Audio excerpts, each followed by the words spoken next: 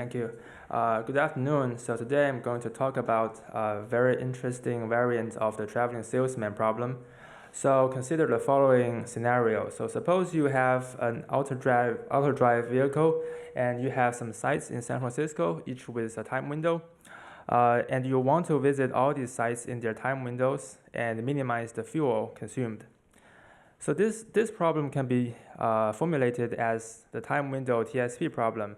So suppose you have a robot with speed s and a point set, each point with a time window RIDI, meaning the release time and deadline, and you want to find the shortest path to visit all the sites in their time windows. And of course, if s is too small, then there may not be a feasible solution. And there is a very closely related problem called time window price collecting problem. That is, suppose you have a unit speed robot and you want to maximize the number of sites visited in time window. And more generally, we can assume that every point has a price on it and you want to maximize the total amount of price collected. So let's take the time window price collecting as a example. So let's say in this example, if all the points have the same price and you have a very low speed vehicle, and then I guess you may just give up on the fifth site, that's UC Berkeley. It's too far away. So you may visit all the others. But if there is a very important event in UC Berkeley, you say it's worth $1 million for you, then maybe you should give up on everything else and go to UC Berkeley and collect $1 million. All right, so TSP problem is well studied, but time window TSP problem is pretty different, even in 1D.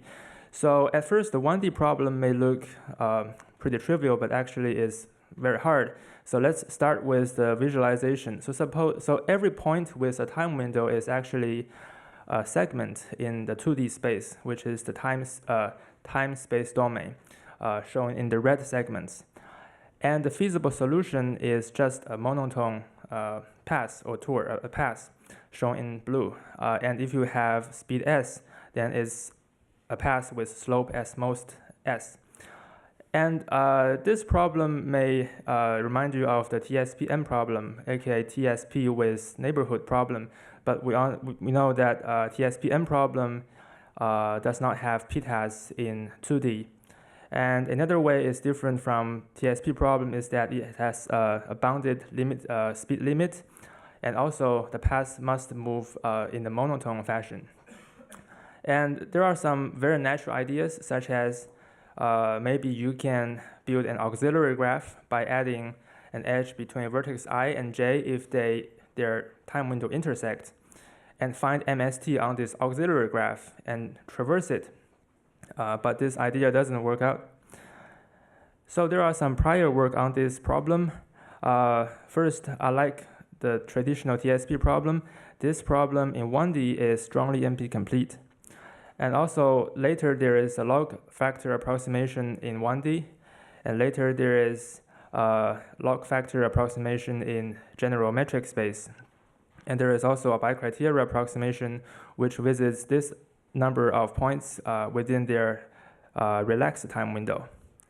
So as we can see that even the 1D version of this problem is not very well understood, and our work give some of the following contributions. So first, we can compute, for 1D version, we can compute a path that collects at least opt price in the epsilon relaxed time window, and the running time of our algorithm is as shown here.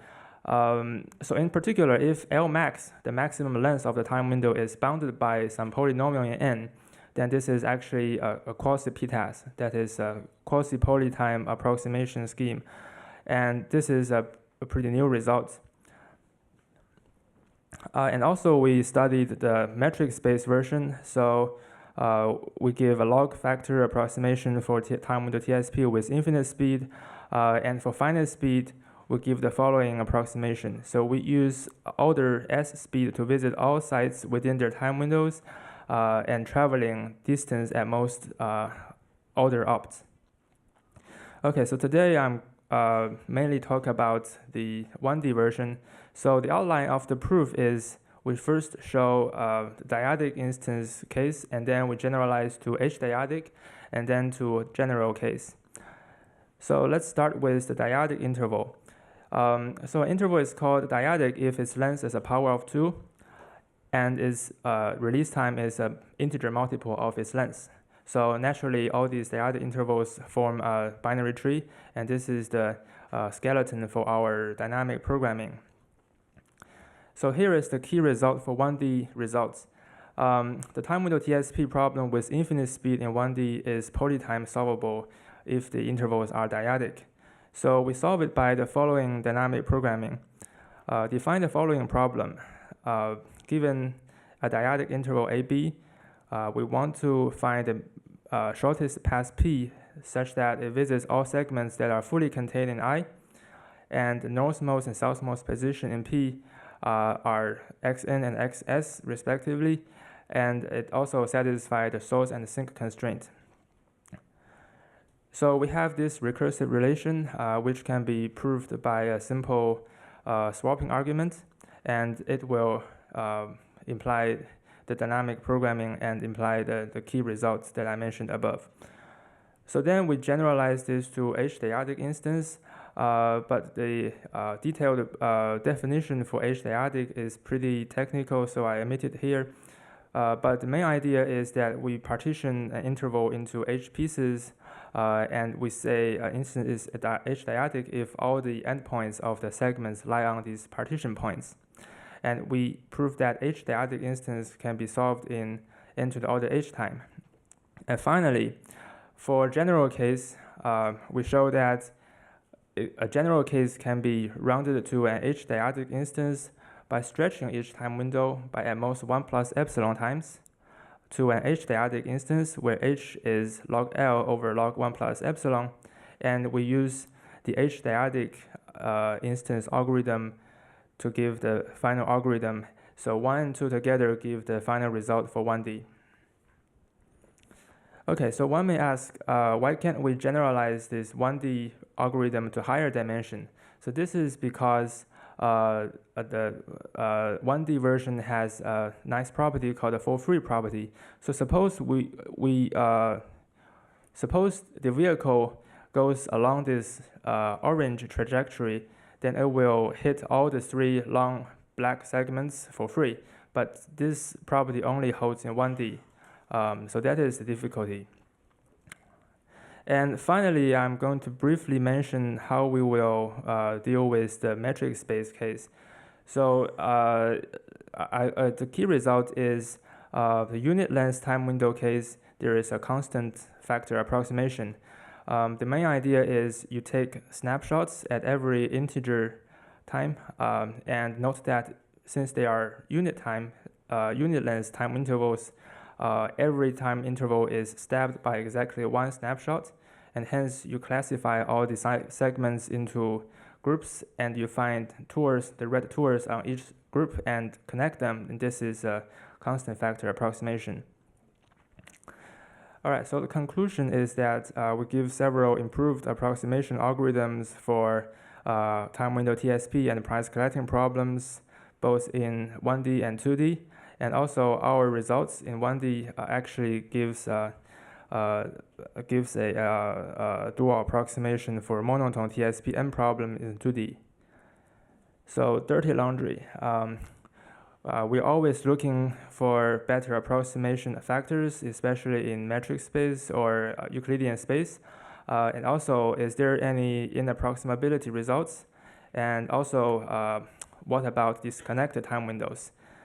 And finally, we need some better experimental results. Actually, we did some experiment, but not performing that well because we are mainly doing some theoretical work. And that's it. Thank you. Thank you. Thank you. Okay, Stephen Smith is our first responder, and I know he's here, but where is he? Okay.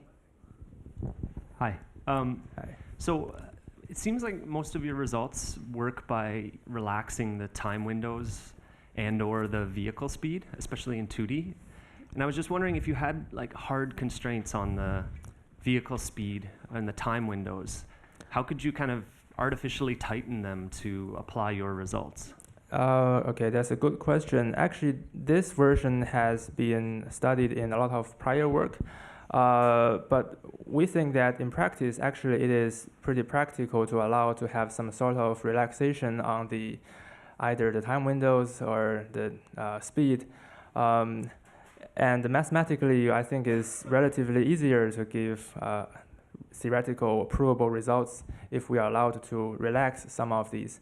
And of course, if you insist that all of them should not be relaxed, I think this is still a very interesting and also very difficult problem, and we will work on that later. Do we have another question? It's afternoon, please wake up. Stretch your legs. All right, I don't see any hands up, and since we are a little bit late on time, I would like to thank our speaker very much.